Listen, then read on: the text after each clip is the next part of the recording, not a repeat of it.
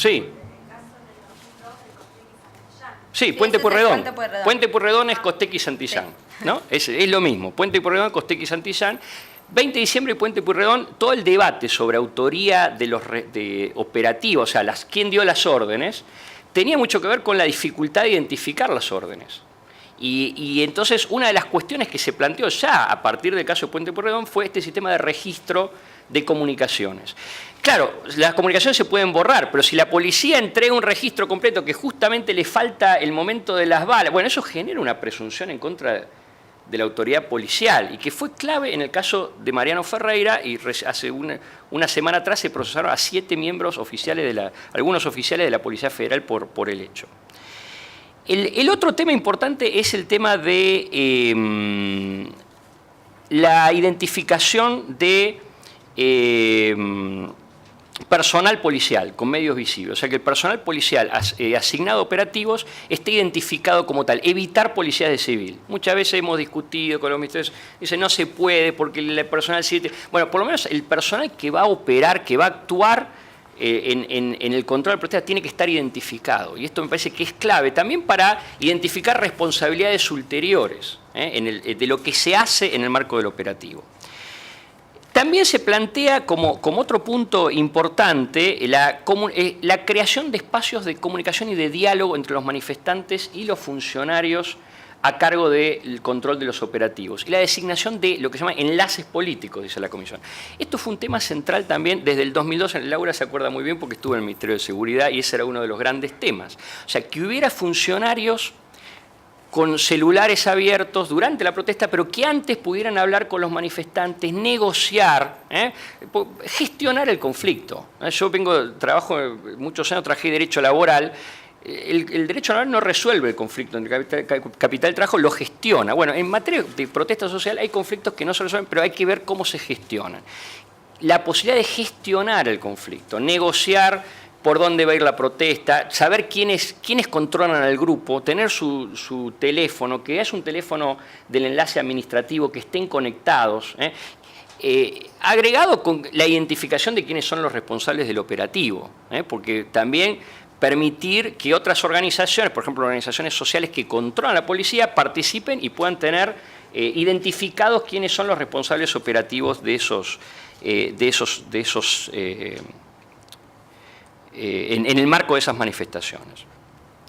El último punto que plantea también la Comisión es el tema de los controles posteriores, o sea, sanciones administrativas en caso de infractores, procedimientos de sanciones que sean disciplinarios abiertos, con participación de las víctimas, la separación de funcionarios sospechados de haber actuado violentamente en manifestaciones, o sea, tener un sistema de seguimiento de los funcionarios que actúan violentamente para dejarlos fuera de futuras manifestaciones, aún bajo estado de sospecha, para evitar la reproducción de esas prácticas de violencia. Yo creo que estos son algunos principios. Se formularon en protocolos. En algunos países se está discutiendo la posibilidad de sancionar leyes que incluyan muchos de estos principios como protocolos de actuación policial.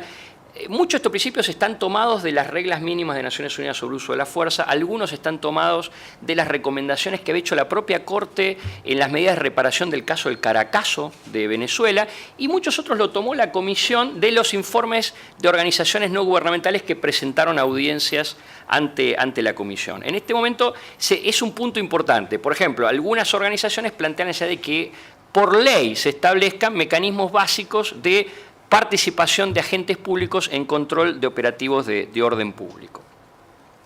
Y eso va acompañado con otro tema importante también, que es la protección del acceso a la información vinculada con las manifestaciones públicas, que incluye, por un lado, la protección de la actividad de los periodistas en el marco de las manifestaciones. Recuerdo, el 19 y 20 de diciembre, muchas organizaciones presentábamos amparos para que periodistas pudieran actuar en la Plaza de Mayo sin que les secuestraran las cámaras.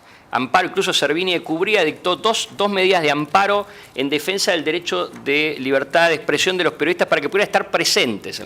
Hay casos interesantes incluso de la Corte contra Venezuela por ataques a periodistas en el marco de manifestaciones públicas, donde de alguna manera se define deberes de protección, ¿no? Primero la demanda de la Comisión y sentencias de la Corte seguramente van a hablar sobre esto. Pero también hay algunas cuestiones de acceso a la información vinculadas con los dispositivos de seguridad para los operativos. O sea, la posibilidad de acceder a información previa sobre el dispositivo de seguridad que se va a implementar, quién va a ser el responsable operativo, quién va a ser el responsable político. Lamentablemente esto es un tema todavía pendiente. Hasta ahora el Estado se ha escudado, por lo menos en la Argentina, siempre en secreto, en el secreto, la confidencialidad y el resguardo de la capacidad operativa de la fuerza policial en el operativo concreto. O sea, pensando que la publicidad puede afectar la efectividad del operativo, cuando en realidad la publicidad de ciertos elementos que tienen que ver con el dispositivo de seguridad facilita control, diálogo, interlocución, gestión del conflicto social, y yo creo que este es un punto importante a discutir. Simplemente para cerrar, en relación con el funcionamiento de las policías, el gran tema es cómo combinar límite al uso de la fuerza policial con el rol de protección. Cuando se discutió el tema, el nuevo protocolo sobre eliminación del uso de armas letales en operativo, o incluso en el caso de Mariano Ferreira, un argumento que dio la Policía Federal es que como la política es no represión de la protesta social, no pudo intervenir para proteger al grupo que fue atacado ustedes recuerdan cómo fue un grupo sindical de la UOCRA que persiguió a un grupo de obreros tercerizados con dirigentes estudiantiles, sociales, atacó, disparó y uno de ellos murió, ¿no? Y un grupo de la Policía Federal acompañó al grupo de la UOCRA sin intervenir. Un argumento que dio la Policía Federal es como el lineamiento es la no represión de la protesta social, entonces no podemos intervenir. Parecido al argumento de ese ministro de Seguridad que decía la policía se prende o se apaga, pero no se la puede graduar. Yo creo que esto es incoherente. O sea, la policía tiene que limitar el uso de la fuerza letal, pero también tiene que proteger, ¿no? En este caso particular era obvio que el grupo sindical venía persiguiendo lo que después la Cámara de Casación recientemente definió como una cacería. Venía persiguiendo al otro grupo. Y ahí había un deber positivo de intervención y de protección. Yo creo que cómo graduar, eso es un tema todavía pendiente en la Argentina, más allá de algunos avances importantes que se han dado en términos de no criminalización o de límite al uso de la fuerza. Entonces, con eso termino. Gracias. Gracias. En primer lugar, quería agradecer al CELE y la Facultad de Derecho y la Universidad, así como la Fundación Konrad Adenauer por la invitación, así como un agradecimiento especial al profesor Bertoni, al decano Saba, a Laura, Verónica y Natalia por recibirme en la universidad.